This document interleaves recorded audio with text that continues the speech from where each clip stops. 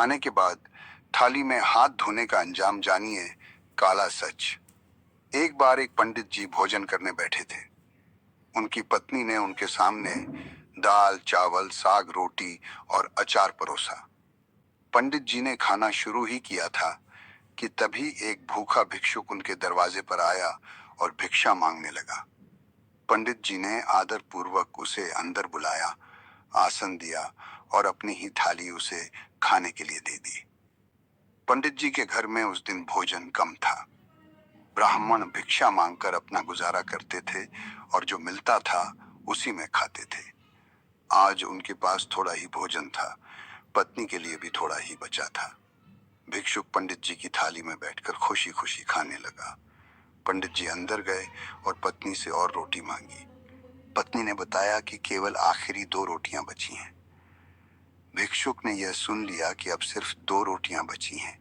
जब पंडित जी दोनों रोटियां लेकर आए और कहा, भाई प्रसाद पाओ, एक और 2 रख दूं? हाँ, कोई। तो भिक्षुक ने समझदारी दिखाते हुए मना कर दिया कि उसे अब और नहीं चाहिए।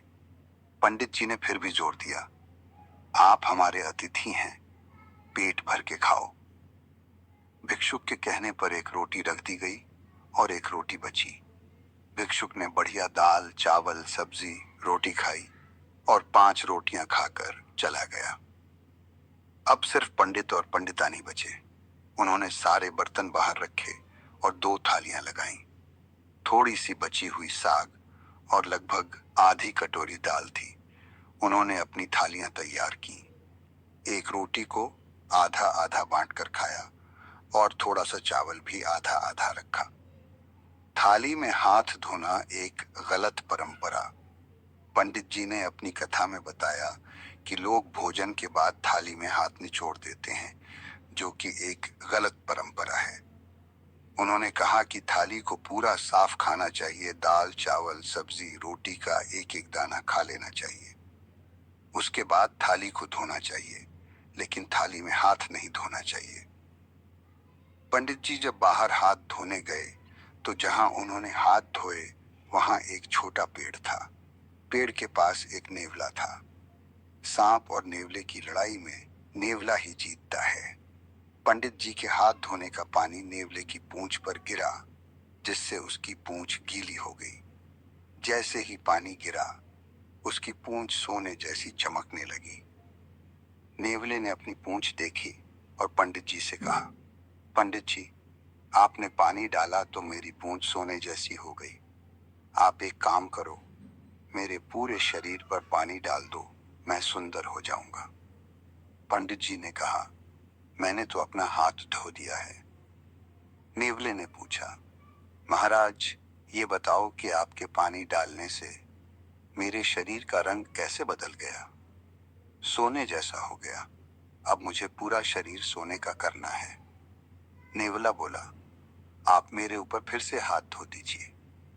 पंडित जी ने कहा, नहीं, अब तुम धर्मराज युधिष्ठिर के राज्य में जाओ। धर्मराज युधिष्ठिर यज्ञ कर रहे हैं। उस यज्ञ में ब्राह्मण लोग भोजन कर रहे हैं। जहां ब्राह्मण लोग भोजन करके हाथ धोएंगे, जाओ।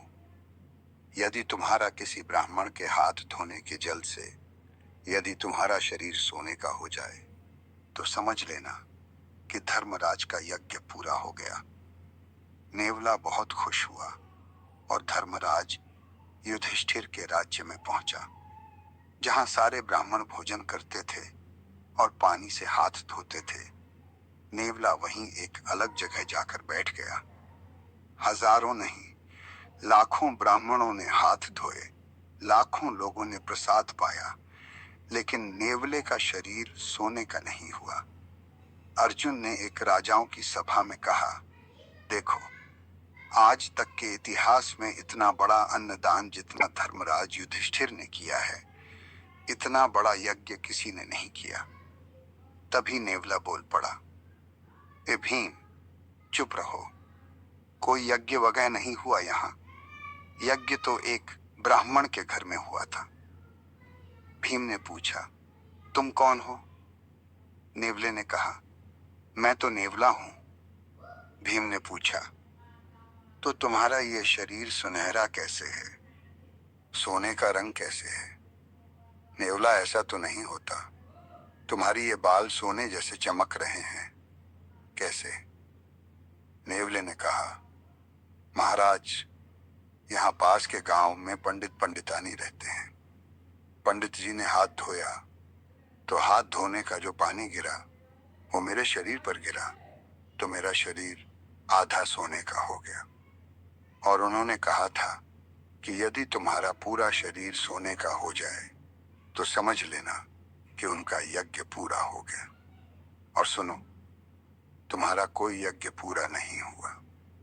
मैं तो कब से बैठा गीला होता रहा, मेरा शरीर सोने का नहीं हुआ। और तुम कह रहे हो कि धर्मराज ने इतना बड़ा यज्ञ किया, इतना दान किया। वो पंडित जी ने 2 हाथ धोए तो मेरा शरीर बदल गया, और तुम्हारे इतने ब्राह्मण खाए, कुछ नहीं हुआ।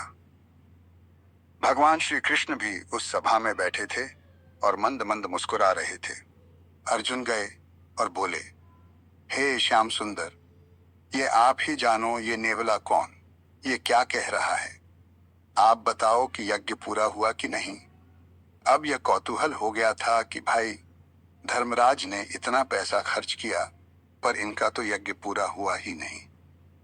नेवला कह रहा था कि जब तक पूरा शरीर सोने का नहीं होगा, यज्ञ पूरा नहीं माना जाएगा। जब श्री कृष्ण से कहा गया तब भगवान श्री कृष्ण मुस्कुराए और बोले, सुनो, अभी आपका यज्ञ पूरा नहीं हुआ, इसलिए इसका शरीर सोने का नहीं हुआ। हो जाएगा पूरा तो इसका शरीर निश्चित सोने का होगा। अर्जुन ने कहा, हे प्रभु, मेरे भाई युधिष्ठिर जी ने जितना बड़ा यज्ञ किया, आज तक इतना बड़ा यज्ञ किसी ने नहीं किया। जब किसी ने नहीं किया तो इसका आधा शरीर सोने का कैसे हुआ? भाई, इतना बड़ा यज्ञ किसी ने नहीं किया और ये इसका शरीर पूरा सोने का यज्ञ में होगा, तो आधा शरीर जो इसका सोने का हुआ वो कैसे हुआ, मैं ये जानना चाहता हूं। तब भगवान कृष्ण बोले, नेवला, तू ही बता। तब नेवले ने बताया कि महाराज, मैं वहां गया, पंडित जी भोजन करने बैठे थे। कोई अतिथि आया तो उन्होंने अपनी थाली खिसकाई और आधी रोटी खाई, और संतोषजनक भाव से उन्होंने अतिथि को भोजन कराया, और जितना मिला ईश्वर का धन्यवाद देकर बिना शिकायत के और प्रसन्न चित्त से दोनों पति पत्नी आनंद से थे। उन ब्राह्मण का संतोषी ब्राह्मण, भक्त ब्राह्मण, वो भक्त था, संतोषी था। उस संतोषी और उस भक्त का हाथ का जब धोवन मेरे शरीर पर पड़ा तो मेरा शरीर आधा सोने का हो गया। अर्जुन बोले, प्रभु ये क्या है? भगवान बोले, अर्जुन, तुम्हारे भाई ने करोड़ों रुपए खर्च करके जो यज्ञ किया, करोड़ों रुपए खर्च करके उस यज्ञ से तुम्हारे भाई को जितना पुण्य नहीं मिला, उससे ज्यादा पुण्य उस ब्राह्मण को एक भूखे को भोजन कराने से मिल गया। क्यों? क्योंकि तुम्हारे पास तो करोड़ों हैं तो तुम करोड़ों खर्च कर रहे हो, पर ब्राह्मण के पास तो एक थाली भोजन ही था, 4-6 रोटियां ही थीं, लेकिन उसने अपना संपूर्ण दान कर दिया, सर्वस्व दान कर दिया। उसकी तो सर्वस्व के नाम पर इतनी ही संपत्ति थी ना थाली में भोजन। अर्जुन बोले, अब ये बताओ इसका शरीर कैसे सोने का होगा? भगवान बोले, आपके राज्य में कोई भूखा है, जाओ पहले खोज करो। खोज किया तो पता लगा कि जंगल में एक महात्मा भूखे बैठे हैं। धर्मराज का यज्ञ सब ब्राह्मण भोजन कर लिए, पर एक ने नहीं किया तो अभी यज्ञ पूरा नहीं हुआ था। उस महात्मा को बुलाया गया, निवेदन किया गया, और जब वो आए और उन्हें भोजन कराया गया और जब उन्होंने हाथ धोए तो उनके हाथ का धोवन इसके शरीर पे जाकर पड़ा तो इसका पूरा शरीर सोने का हो गया, एक सा हो गया, पीछे से आगे तक सुनहरा हो गया, पूरा इसके बाल बिल्कुल सोने की तरह चमकने लग गए। घंटा बंधा था, टन टन करके बजने लग गया। युधिष्ठिर, आपका यज्ञ संपन्न होगा। यज्ञ कब पूरा हुआ? जब भोजन कराया।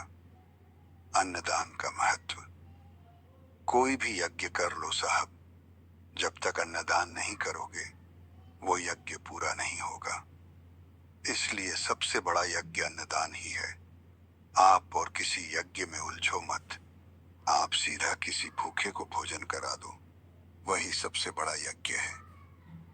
इसलिए गौरी गोपाल आश्रम में रोज यज्ञ होता है। कौन सा यज्ञ? सेवा का यज्ञ। सवेरे 8 बजते ही संतों की टोली आ जाती है, कीर्तन करने लग जाती है। रोज गोविंद हरे गोपाल हरे। रोज कीर्तन होता है गौरी गोपाल में संतों के द्वारा, और उन्हें भरपेट आप लोग दान करते हो। उन्हें आप भोजन कराते हो अपनी ओर से। आप लोग जो एक दिन का गौरी गोपाल अन्न क्षेत्र बांटते हो संतों को, तो जितने संत भोजन करते हैं आपके द्वारा, एक एक संत एक एक यज्ञ का फल आपको दे करके जाते हैं। इसलिए गौरी गोपाल आश्रम में जो संत भोजन करते हैं वो किसी यज्ञ से कम नहीं है। तो आप भी अपनी बेटी के नाम से, बेटे के नाम से अन्नदान जरूर करिए। और आप भी गौरी गोपाल आश्रम की या संतों की सेवा के लिए जो अन्न क्षेत्र खंड निशुल्क संतों को रोज अन्नदान होता है गौरी गोपाल में, आप भी अन्नदान करिए और आप अन्नदान की सेवा से जुड़िए। कोई भी कार्य इसलिए कहते हैं कि मरने के पहले गौदान, भागवत और अन्नदान। मरने के पहले ये 3 काम कर लेना, फिर बिंदास आराम से मरना। केवल मरने को रह जाए आखिरी में। मरने के टाइम आदमी कुछ कर नहीं पाता। जीते जी कर लो अच्छे काम। मरने के टाइम कोई ध्यान नहीं रहता। सही है, उस जीवात्मा के नाम, किसी व्यक्ति के नाम कोई पुण्य का कार्य हो। आप अपनी माता के नाम से, पिता के नाम से, बच्चों की लंबी आयु के लिए आप अन्नदान करो। गौरी गोपाल आश्रम में अखंड रसोई चलती है। कोई भी आओ, सबको पेट भर भोजन। यहाँ रोज हजारों लोग भोजन करते हैं। एक एक व्यक्ति के तृप्त होने से एक एक यज्ञ का फल प्राप्त होता है। स्वस्थ भोजन की आदतें। आप भारतवासियों का भोजन सुधर जाए तो बीमारी आज ही समाप्त हो जाए। 100 में से 80 बीमारियां थी नहीं हैं। जिन्हें आप बीमारी कहेंगे वही 100 में बीमारी नहीं है। वो आपके खान पान का संतुलन बिगड़ जाने का परिणाम है। क्या खाते हैं आप? कुछ भी खाते हैं? सिंपल खाने का हिसाब होना चाहिए। कितना खाना है, क्या खाना है? सबसे अच्छा होता है सुपाच्य भोजन। सुपाच्य क्या है? आप रोटी खाते हैं, माना कि एक बार में आप कितनी रोटी खा जाते हैं? कितनी खाते हैं? 3, 4, 5। यदि आप रोटी एक बार में 4 खाते हैं तो एक बार में 4 रोटी मत खाइए। एक बार में आप 2 रोटी खाइए। 2 घंटे बाद 2 रोटी और खा लीजिए। ज्यादा खाइए पर एक बार में ना खाइए पेट भर के। थोड़ा थोड़ा गैप में खाइए। आप सुबह खा लीजिए, सुबह नाश्ता कर लीजिए, नाश्ता थोड़ा सा खाइए। कुछ लोगों को मिलता है तो पेलते जाते हैं, यहाँ तक भर लेते हैं। ऐसा लगता है इनको कभी दोबारा मिलेगी नहीं, कोई ढंग ही नहीं खाने का, और फिर मरते रहते हैं, पड़े बीमार, भाग रहे हैं बार बार, खाली अंधेर सारा। एक सज्जन थे, वो खाने के लिए निमंत्रण था, पड़ोस में निमंत्रण था, खाने चले गए। खिलाने वाला बड़ा मस्त था। उसने कहा खाओगे? खा जब लिया पूरा, तब उसने कहा सुनो, एक पूरी 100 रुपए की, खाओ। एक पूरी 100 रुपए दूंगा। अच्छा, तो एक काम करो, 3 और रख दो, लाओ 300 रुपए। पूरा खा लिया, तब 3 पूरी और खा गया, 300 रुपए लिया। अब बोली, अब बस 3। अच्छा, 500 रुपए की एक पूरी, खाओगे? अच्छा, 3 और लाओ, 1500 रुपए, 3 पूरी और। चेष्टा पिघल गया। अब 1000 रुपए की एक पूरी खाओगे? हाँ हाँ, 2 और लाओ। इतना खा लिया पैसों के चक्कर में, खाते खाते खाते 10,000 का खा गया। देने वाला भी देता गया, खाता गया। जब खा गया उसने कहा, साहब 5,000 की एक पूरी। 5,000? एक ले आओ, एक तो खा ही लेते हैं। वो भी खा लिया। अब खाओगे? ना साहब, अब मर जाऊंगा। अब खाया तो प्राण निकल जाएंगे। अच्छा, 10,000 की एक पूरी। अच्छा, एक लाओ। खाया, खा तो लिया, पर वो लेट गया। लोगों ने कहा, और चाहिए ना? अब तो आप 50,000 दोगे, नहीं चाहिए। तो फिर एक काम करो, अब यहां मत पड़े रहो, घर जाओ। बोले, अब घर जा नहीं सकते। एक काम करो, खपियों में बेचकर छोड़कर आओ, हमसे उठा नहीं जा रहा। तो उसे खपियों में बांध कर ले जा रहे थे, तो रास्ते में एक सज्जन बोला, क्यों जी, कहाँ जा रहे हो?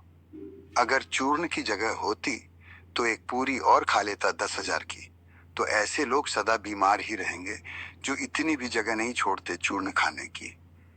इसलिए 10 रोटी खाओ आप, प्रॉब्लम नहीं है, पर 10 रोटी 2-2 घंटे, 3-3 घंटे के अंतर में खाओ। 2 रोटी अभी खा ली, फिर 3 रोटी फिर खा लूं, फिर 2 रोटी फिर खा लूं, तो शरीर स्वस्थ भी रहेगा, एनर्जी भी पर्याप्त मिल जाएगी और आप बीमार कभी नहीं पड़ेंगे। और रात को तो मत खाइए, 6 से 7 बजे तक खा लीजिए। सूर्य अस्त हो 5-10 मिनट बाद खा लीजिए। अधिक से अधिक 7:30 बजे खा लीजिए। रात को ना खाइए। बहुत भूख लगी है तो खा लेना ठीक है, पर रात का भोजन त्याग दीजिए। कभी कभी तो माफ है, कोई बात नहीं। कभी भूख लगे तो खा लो, नित्य ना खाओ रात का, है ना? खाने पर विचार कर लो।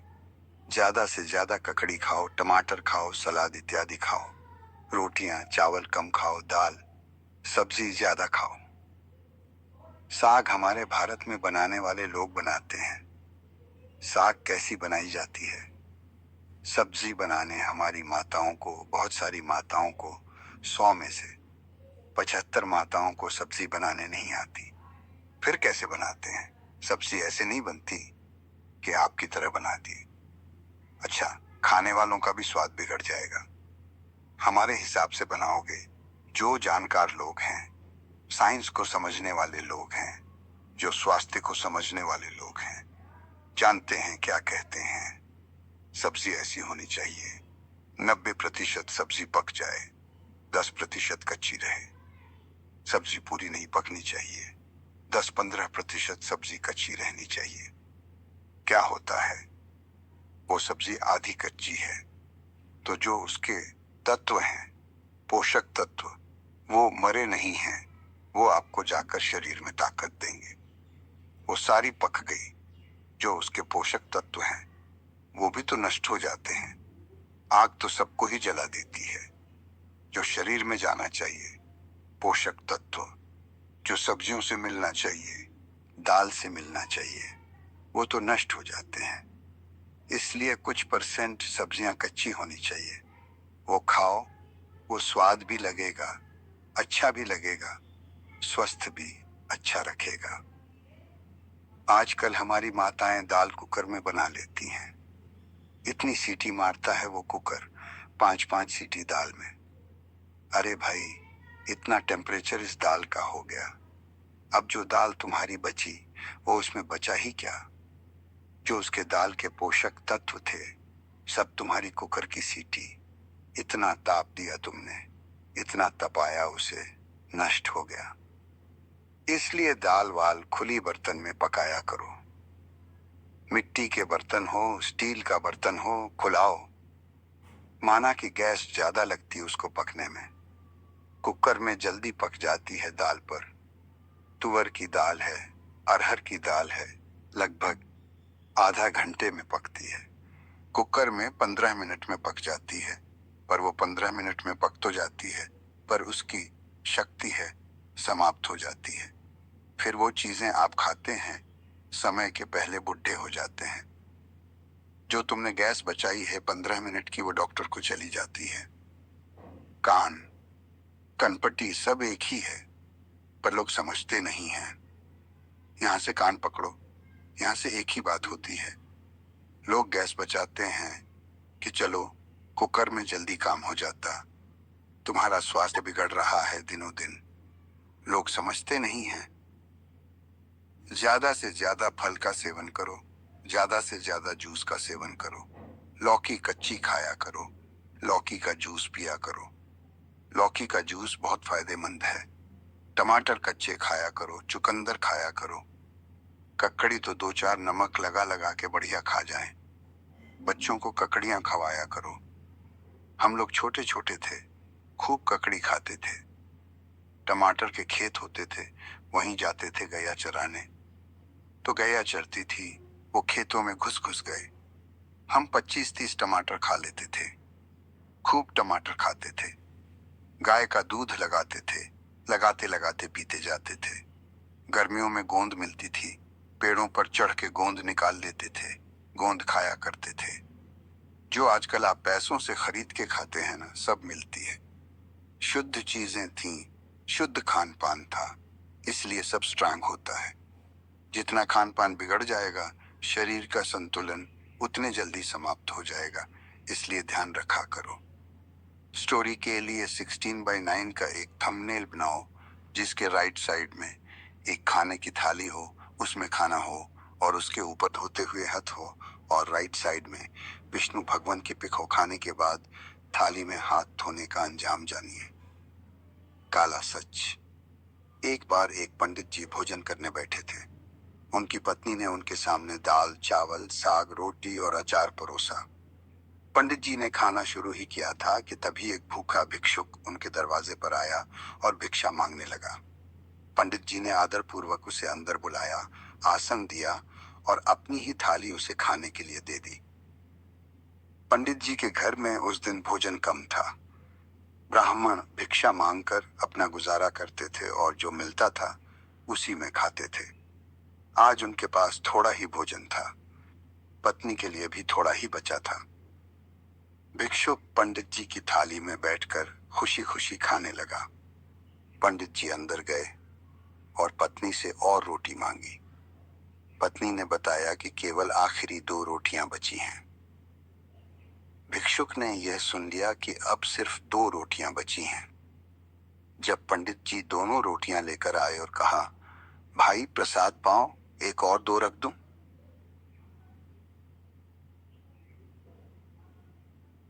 तो भिक्षुक ने समझदारी दिखाते हुए मना कर दिया कि उसे अब और नहीं चाहिए। पंडित जी ने फिर भी जोर दिया, आप हमारे अतिथि हैं, पेट भर के खाओ। भिक्षुक के कहने पर एक रोटी रख दी गई और एक रोटी बची। भिक्षुक ने बढ़िया दाल, चावल, सब्जी, रोटी खाई और 5 रोटियां खाकर चला गया। अब सिर्फ पंडित और पंडितानी बचे। उन्होंने सारे बर्तन बाहर रखे और 2 थालियां लगाईं। थोड़ी सी बची हुई साग और लगभग आधी कटोरी दाल थी। उन्होंने अपनी थालियां तैयार की। एक रोटी को आधा आधा बांटकर खाया और थोड़ा सा चावल भी आधा आधा रखा। थाली में हाथ धोना एक गलत परंपरा। पंडित जी ने अपनी कथा में बताया कि लोग भोजन के बाद थाली में हाथ निचोड़ देते हैं, जो कि एक गलत परंपरा है। उन्होंने कहा कि थाली को पूरा साफ खाना चाहिए। दाल, चावल, सब्जी, रोटी का एक एक दाना खा लेना चाहिए। उसके बाद थाली को धोना चाहिए, लेकिन थाली में हाथ नहीं धोना चाहिए। पंडित जी जब बाहर हाथ धोने गए तो जहां उन्होंने हाथ धोए वहां एक छोटा पेड़ था। पेड़ के पास एक नेवला था। सांप और नेवले की लड़ाई में नेवला ही जीतता है। पंडित जी के हाथ धोने का पानी नेवले की पूंछ पर गिरा, जिससे उसकी पूंछ गीली हो गई। जैसे ही पानी गिरा, उसकी पूंछ सोने जैसी चमकने लगी। नेवले ने अपनी पूंछ देखी और पंडित जी से कहा, पंडित जी, आपने पानी डाला तो मेरी पूंछ सोने जैसी हो गई। आप एक काम करो, मेरे पूरे शरीर पर पानी डाल दो, मैं सुंदर हो जाऊंगा। पंडित जी ने कहा, मैंने तो अपना हाथ धो दिया है। नेवले ने पूछा, महाराज, ये बताओ कि आपके पानी डालने से मेरे शरीर का रंग कैसे बदल गया? सोने जैसा हो गया। अब मुझे पूरा शरीर सोने का करना है। नेवला बोला, आप मेरे ऊपर फिर से हाथ धो दीजिए। पंडित जी ने कहा, नहीं, अब तुम धर्मराज युधिष्ठिर के राज्य में जाओ।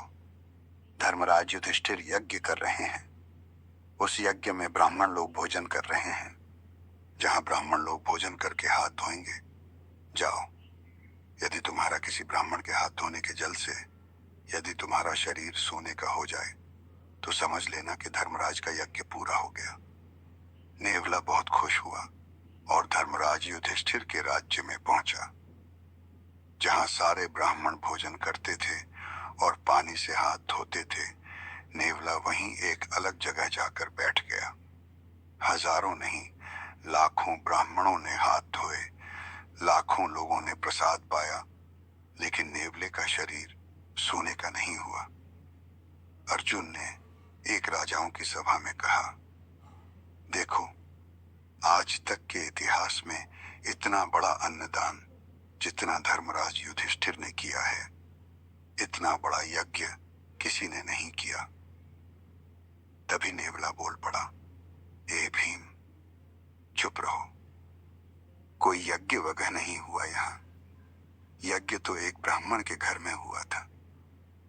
भीम ने पूछा, तुम कौन हो? नेवले ने कहा, मैं तो नेवला हूं। भीम ने पूछा, तो तुम्हारा ये शरीर सुनहरा कैसे है? सोने का रंग कैसे है? नेवला, ऐसा तो नहीं होता। तुम्हारी ये बाल सोने जैसे चमक रहे हैं, कैसे? नेवले ने कहा, महाराज, यहाँ पास के गांव में पंडितानी रहते हैं। पंडित जी ने हाथ धोया तो हाथ धोने का जो पानी गिरा वो मेरे शरीर पर गिरा, तो मेरा शरीर आधा सोने का हो गया। और उन्होंने कहा था कि यदि तुम्हारा पूरा शरीर सोने का हो जाए तो समझ लेना कि उनका यज्ञ पूरा हो गया। और सुनो, तुम्हारा कोई यज्ञ पूरा नहीं हुआ। मैं तो कब से बैठा गीला होता रहा, मेरा शरीर सोने का नहीं हुआ।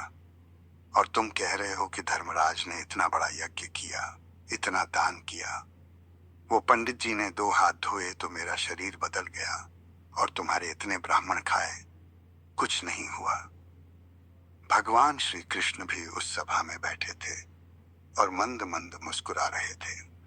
अर्जुन गए और बोले, हे श्याम सुंदर, ये आप ही जानो ये नेवला कौन, ये क्या कह रहा है। आप बताओ कि यज्ञ पूरा हुआ कि नहीं। अब यह कौतूहल हो गया था कि भाई, धर्मराज ने इतना पैसा खर्च किया पर इनका तो यज्ञ पूरा हुआ ही नहीं। नेवला कह रहा था कि जब तक पूरा शरीर सोने का नहीं होगा, यज्ञ पूरा नहीं माना जाएगा। जब श्री कृष्ण से कहा गया, तब भगवान श्री कृष्ण मुस्कुराए और बोले, सुनो, अभी आपका यज्ञ पूरा नहीं हुआ, इसलिए इसका शरीर सोने का नहीं हुआ। हो जाएगा पूरा तो इसका शरीर निश्चित सोने का होगा। अर्जुन ने कहा, हे प्रभु, मेरे भाई युधिष्ठिर जी ने जितना बड़ा यज्ञ किया, आज तक इतना बड़ा यज्ञ किसी ने नहीं किया। जब किसी ने नहीं किया तो इसका आधा शरीर सोने का कैसे हुआ?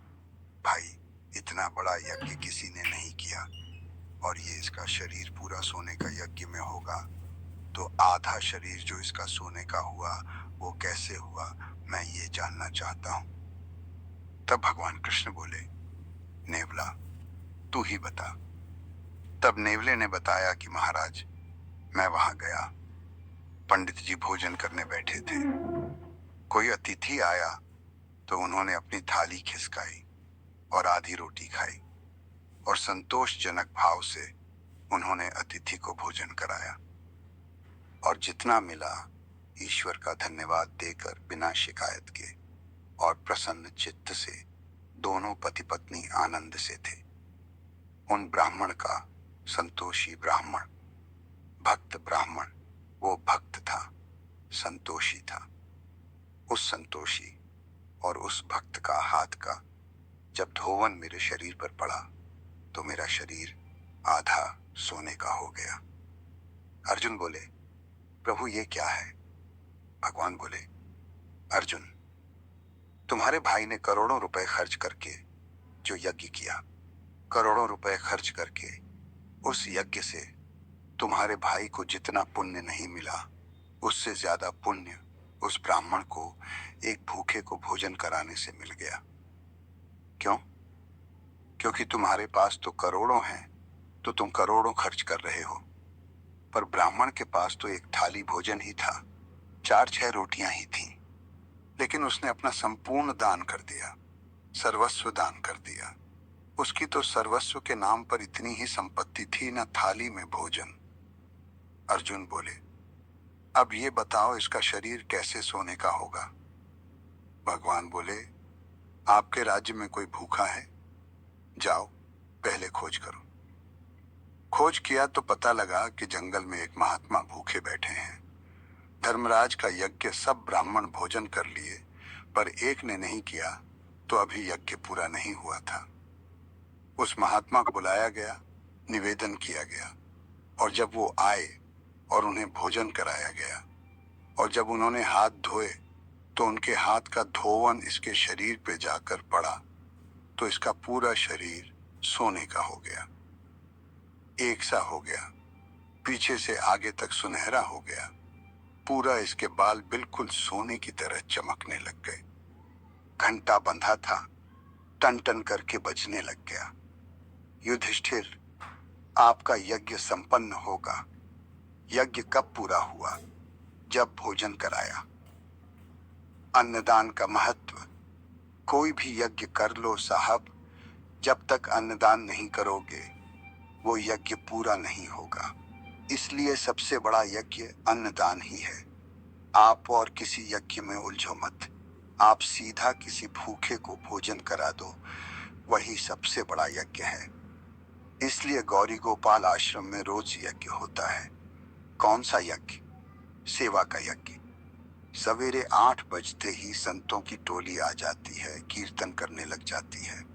रोज गोविंद हरे गोपाल हरे, रोज कीर्तन होता है गौरी गोपाल में संतों के द्वारा, और उन्हें भरपेट आप लोग दान करते हो। उन्हें आप भोजन कराते हो अपनी ओर से।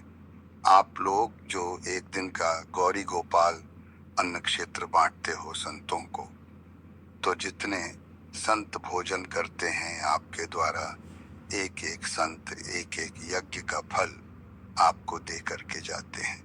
इसलिए गौरी गोपाल आश्रम में जो संत भोजन करते हैं वो किसी यज्ञ से कम नहीं है। तो आप भी अपनी बेटी के नाम से, बेटे के नाम से अन्नदान जरूर करिए। और आप भी गौरी गोपाल आश्रम की ये संतों की सेवा के लिए जो अन्न क्षेत्र खंड निःशुल्क संतों को रोज अन्नदान होता है गौरी गोपाल में, आप भी अन्नदान करिए और आप अन्नदान की सेवा से जुड़िए। कोई भी कार्य इसलिए कहते हैं कि मरने के पहले गौदान, भागवत और अन्नदान। मरने के पहले ये 3 काम कर लेना, फिर बिंदास आराम से मरना। केवल मरने को रह जाए आखिरी में। मरने के टाइम आदमी कुछ कर नहीं पाता, जीते जी कर लो अच्छे काम। मरने के टाइम कोई ध्यान नहीं रहता, सही है। उस जीवात्मा के नाम, किसी व्यक्ति के नाम कोई पुण्य का कार्य हो। आप अपनी माता के नाम से, पिता के नाम से, बच्चों की लंबी आयु के लिए आप अन्नदान करो। गौरी गोपाल आश्रम में अखंड रसोई चलती है। कोई भी आओ, सबको पेट भर भोजन। यहाँ रोज हजारों लोग भोजन करते हैं। एक एक व्यक्ति के तृप्त होने से एक एक यज्ञ का फल प्राप्त होता है। स्वस्थ भोजन की आदतें। आप भारतवासियों का भोजन सुधर जाए तो बीमारी आज ही समाप्त हो जाए। 100 में से 80 बीमारियां थी नहीं हैं। जिन्हें आप बीमारी कहेंगे वही 100 में बीमारी नहीं है।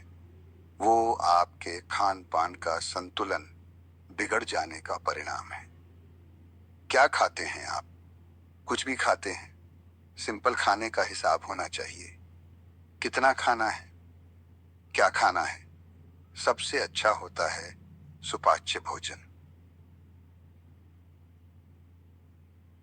सुपाच्य क्या है? आप रोटी खाते हैं। माना कि एक बार में आप कितनी रोटी खा जाते हैं? कितनी खाते हैं? 3, 4, 5। यदि आप रोटी एक बार में 4 खाते हैं तो एक बार में 4 रोटी मत खाइए। एक बार में आप 2 रोटी खाइए। 2 घंटे बाद 2 रोटी और खा लीजिए। ज्यादा खाइए, पर एक बार में ना खाइए पेट भर के। थोड़ा थोड़ा गैप में खाइए। आप सुबह खा लीजिए, सुबह नाश्ता कर लीजिए। नाश्ता थोड़ा सा खाइए। कुछ लोगों को मिलता है तो पेलते जाते हैं, यहां तक भर लेते हैं। ऐसा लगता है इनको कभी दोबारा मिलेगी नहीं। कोई ढंग ही नहीं खाने का, और फिर मरते रहते हैं, पड़े बीमार, भाग रहे हैं बार बार। खाली अंधेर सारा। एक सज्जन थे, वो खाने के लिए निमंत्रण था। पड़ोस में निमंत्रण था, खाने चले गए। खिलाने वाला बड़ा मस्त था। उसने कहा खाओगे? खा जब लिया पूरा, तब उसने कहा सुनो, एक पूरी 100 रुपए की खाओ। एक पूरी 100 रुपए दूंगा। अच्छा, तो एक काम करो, 3 और रख दो। लाओ 300 रुपए। पूरा खा लिया, तब 3 पूरी और खा गया। 300 रुपए लिया। अब बोली अब बस 3। अच्छा, 500 रुपए की एक पूरी खाओगे? अच्छा, 3 और लाओ, 1500 रुपए, 3 पूरी और। चेष्टा पिघल गया। अब 1000 रुपए की एक पूरी खाओगे? हाँ हाँ, 2 और लाओ की। तो ऐसे लोग सदा बीमार ही रहेंगे, जो इतनी भी जगह नहीं छोड़ते चूर्ण खाने की। इसीलिए 10 रोटी खाओ आप, प्रॉब्लम नहीं है। पर 10 रोटी 2-2 घंटे, 3-3 घंटे के अंतर में खाओ। 2 रोटी अभी खा ली, फिर 3 रोटी फिर खा लूं, फिर 2 रोटी फिर खा लूं, तो शरीर स्वस्थ भी रहेगा, एनर्जी भी पर्याप्त मिल जाएगी, और आप बीमार कभी नहीं पड़ेंगे। और रात को तो मत खाइए, 6 से 7 बजे तक खा लीजिए। सूर्य अस्त हो 5-10 मिनट बाद खा लीजिए। अधिक से अधिक 7:30 बजे खा लीजिए। रात को ना खाइए। बहुत भूख लगी है तो खा लेना ठीक है, पर रात का भोजन त्याग दीजिए। कभी कभी तो माफ है, कोई बात नहीं। कभी भूख लगे तो खा लो, नित्य ना खाओ रात का, है ना? खाने पर विचार कर लो। ज्यादा से ज्यादा ककड़ी खाओ, टमाटर खाओ, सलाद इत्यादि खाओ। रोटियां चावल कम खाओ, दाल सब्जी ज्यादा खाओ। साग हमारे भारत में बनाने वाले लोग बनाते हैं। साग कैसी बनाई जाती है? सब्जी बनाने हमारी माताओं को, बहुत सारी माताओं को, 100 में से 75 माताओं को सब्जी बनाने नहीं आती। फिर कैसे बनाते हैं? सब्जी ऐसे नहीं बनती कि आपकी तरह बना दिए। अच्छा, खाने वालों का भी स्वाद बिगड़ जाएगा। हमारे हिसाब से बनाओगे। जो जानकार लोग हैं, साइंस को समझने वाले लोग हैं, जो स्वास्थ्य को समझने वाले लोग हैं, जानते हैं क्या कहते हैं। सब्जी ऐसी होनी चाहिए, 90% सब्जी पक जाए, 10% कच्ची रहे। सब्जी पूरी नहीं पकनी चाहिए, 10-15% सब्जी कच्ची रहनी चाहिए। क्या होता है? वो सब्जी आधी कच्ची है, तो जो उसके तत्व हैं, पोषक तत्व, वो मरे नहीं हैं। वो आपको जाकर शरीर में ताकत देंगे। वो सारी पक गई, जो उसके पोषक तत्व हैं वो भी तो नष्ट हो जाते हैं। आग तो सबको ही जला देती है। जो शरीर में जाना चाहिए पोषक तत्व, जो सब्जियों से मिलना चाहिए, दाल से मिलना चाहिए, वो तो नष्ट हो जाते हैं। इसलिए कुछ परसेंट सब्जियां कच्ची होनी चाहिए। वो खाओ, वो स्वाद भी लगेगा, अच्छा भी लगेगा, स्वस्थ भी अच्छा रखेगा। आजकल हमारी माताएं दाल कुकर में बना लेती हैं। इतनी सीटी मारता है वो कुकर, 5-5 सीटी दाल में। अरे भाई, इतना टेम्परेचर इस दाल का हो गया। अब जो दाल तुम्हारी बची, वो उसमें बचा ही क्या? जो उसके दाल के पोषक तत्व थे, सब तुम्हारी कुकर की सीटी। इतना ताप दिया तुमने, इतना तपाया उसे, नष्ट हो गया। इसलिए दाल वाल खुली बर्तन में पकाया करो। मिट्टी के बर्तन हो, स्टील का बर्तन हो, खुला हो। माना कि गैस ज्यादा लगती उसको पकने में। कुकर में जल्दी पक जाती है दाल पर। तुअर की दाल है, अरहर की दाल है, लगभग आधा घंटे में पकती है। कुकर में 15 मिनट में पक जाती है, पर वो 15 मिनट में पक तो जाती है, पर उसकी शक्ति है समाप्त हो जाती है। फिर वो चीजें आप खाते हैं, समय के पहले बुढ़े हो जाते हैं। जो तुमने गैस बचाई है 15 मिनट की, वो डॉक्टर को चली जाती है। कान कनपटी सब एक ही है, पर लोग समझते नहीं हैं। यहाँ से कान पकड़ो, यहाँ से एक ही बात होती है। लोग गैस बचाते हैं कि चलो कुकर में जल्दी काम हो जाता। तुम्हारा स्वास्थ्य बिगड़ रहा है दिनों दिन। लोग समझते नहीं हैं। ज्यादा से ज्यादा फल का सेवन करो, ज्यादा से ज्यादा जूस का सेवन करो। लौकी कच्ची खाया करो, लौकी का जूस पिया करो। लौकी का जूस बहुत फायदेमंद है। टमाटर कच्चे खाया करो, चुकंदर खाया करो। ककड़ी तो 2-4 नमक लगा लगा के बढ़िया खा जाएं। बच्चों को ककड़ियां खवाया करो। हम लोग छोटे छोटे थे, खूब ककड़ी खाते थे। टमाटर के खेत होते थे, वहीं जाते थे गैया चराने। तो गैया चरती थी, वो खेतों में घुस घुस गए। हम 25-30 टमाटर खा लेते थे, खूब टमाटर खाते थे। गाय का दूध लगाते थे, लगाते लगाते पीते जाते थे। गर्मियों में गोंद मिलती थी, पेड़ों पर चढ़ के गोंद निकाल लेते थे, गोंद खाया करते थे। जो आजकल आप पैसों से खरीद के खाते हैं ना, सब मिलती है। शुद्ध चीजें थीं, शुद्ध खान पान था, इसलिए सब स्ट्रांग होता है। जितना खान पान बिगड़ जाएगा, शरीर का संतुलन उतने जल्दी समाप्त हो जाएगा। इसलिए ध्यान रखा करो।